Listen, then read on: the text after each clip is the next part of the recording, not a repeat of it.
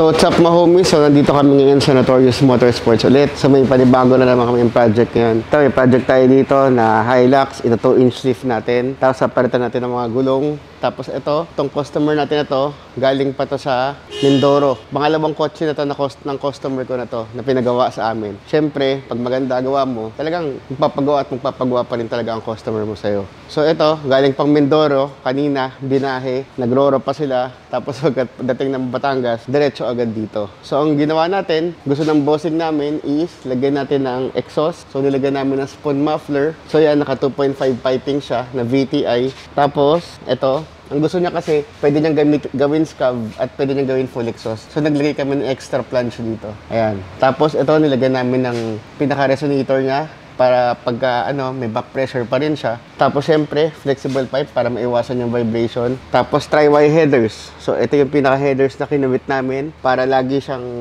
matulin. So, itong headers na to, madami na kami nabenta nito. Napakaganitong headers na to. So, tri-wire headers, exhaust, tapos spoon muffler, tapos air intake. So ngayon, pakinggan na natin kung ano may tunog na.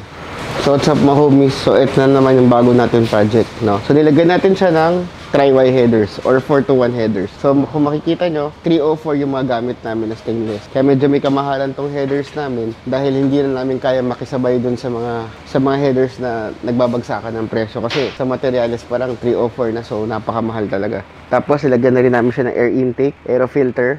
Tapos ayan na. So ayan, mapapansin nyo, ang laki ng pinagbago ng yung niya, ng pinaka-itsura niya. So ngayon, pakinggan natin kung ano yung tunog yan.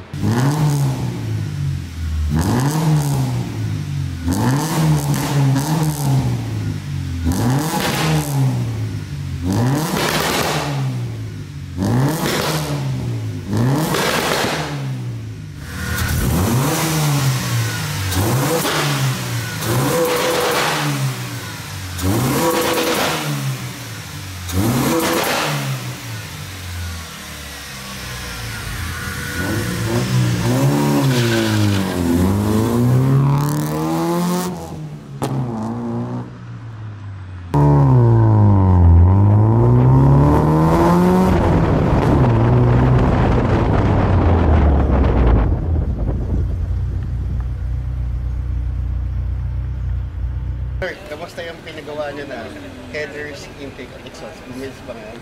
Sir, solid yung tunog. Sulit ba yung biyahe nyo na? Sulit. Galing Mindoro. Okay sir. Sige, thank you. Thank you.